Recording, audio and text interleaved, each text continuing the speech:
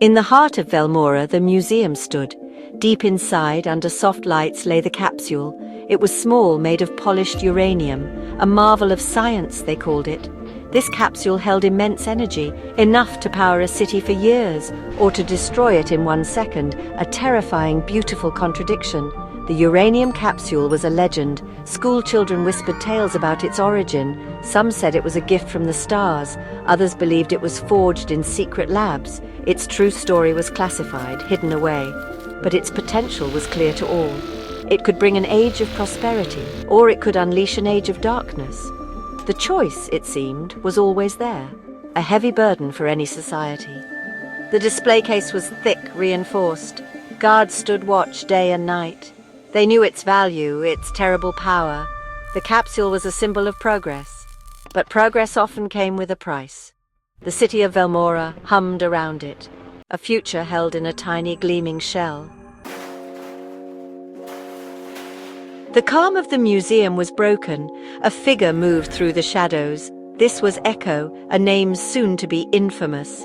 Echo had a plan, a dangerous one, driven by reasons locked deep inside. The guards were skilled, but Echo was cunning. A ghost in the corridors of power. The objective, the uranium capsule. The world was about to change. Alarms blared, red lights flashed.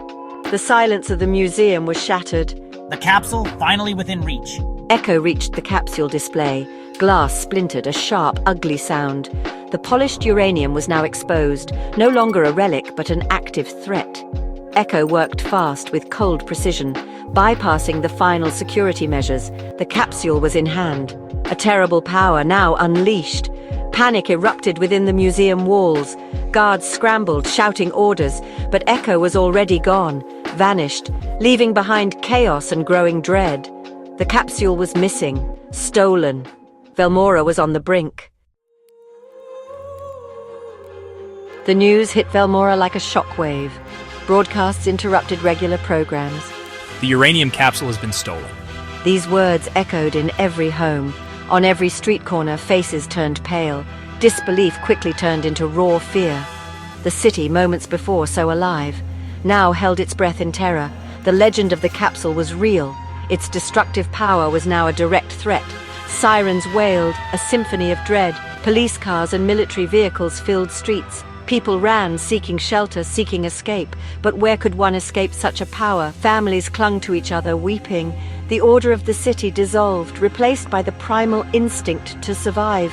Velmora, the shining city of progress, was now a landscape of pure panic. The government struggled to maintain control. Helicopters buzzed overhead, searching. Soldiers patrolled, their faces grim. They were looking for Echo, for the capsule. The capsule's potential was now a curse. The technology meant to save them was now the instrument of their possible doom. The Prime Minister of Velmora appeared on screen. Every television, every public display showed her face. Her expression was somber, lined with worry. She spoke to a nation gripped by fear. Her voice, usually strong and confident, now carried the weight of the crisis. My fellow citizens, we face an unprecedented threat. Her words offered little comfort, only the stark reality of their situation. She confirmed the theft of the uranium capsule. She condemned Echo's reckless actions. She spoke of the capsule's immense power, a power that was never meant for misuse. She urged for calm, for cooperation, but calm was a luxury few could afford. The city was a tinderbox of anxiety. One wrong word could ignite it further. The Prime Minister chose her words carefully, knowing the nation hung on every syllable. A national emergency was declared. All resources were mobilized to find Echo. The military was on high alert. Neighboring regions offered assistance, but the clock was ticking relentlessly. Echo could be anywhere with the capsule.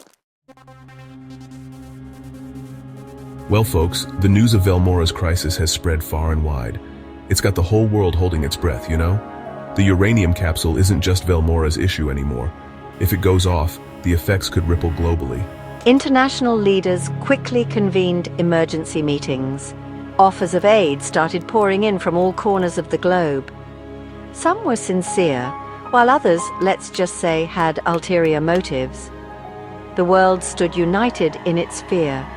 If Velmora fell, what city would be next? Among the nations on edge was Cheeseland, known for our advanced technology and unconventional problem-solving methods.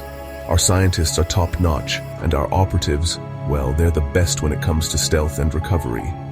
While others were busy debating and posturing, Cheeseland was already formulating a plan.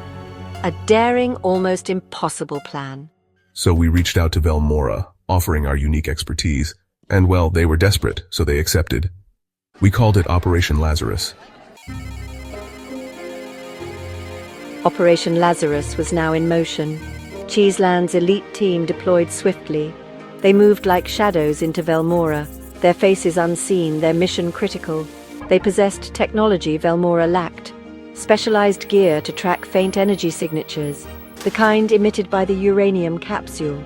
Their intelligence network was vast, working to pinpoint Echo's location. Every second was precious, every lead vital.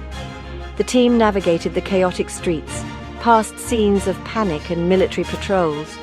They had their own chain of command, reporting directly to Cheeseland's crisis center. Their focus was singular, the capsule. They were not there to restore order, only to prevent total annihilation. The pressure on each member was immense. One mistake could mean catastrophe. The weight of the world on their shoulders. Meanwhile, Echo was still at large. The motives remained unclear, adding to the terror. Was Echo trying to make a statement, or simply reveling in the chaos created? The Cheeseland team analyzed Echo's possible movements. The search narrowed, data points converging. They were closing in on Echo. The Cheeseland team cornered Echo in an abandoned power substation. The air crackled with tension, the faint glow of the uranium capsule visible. Echo stood defiant, a desperate figure, holding the device that could end everything. Negotiations began, tense and urgent. There is no need for this, the team leader said. Think of the lives at stake. But Echo seemed beyond reason. Suddenly, a device in Echo's hand beeped.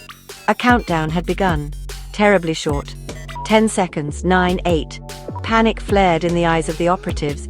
There was no time for further talk, no time for careful disarming procedures. The capsule was primed for detonation. 1 second to vapor was becoming reality.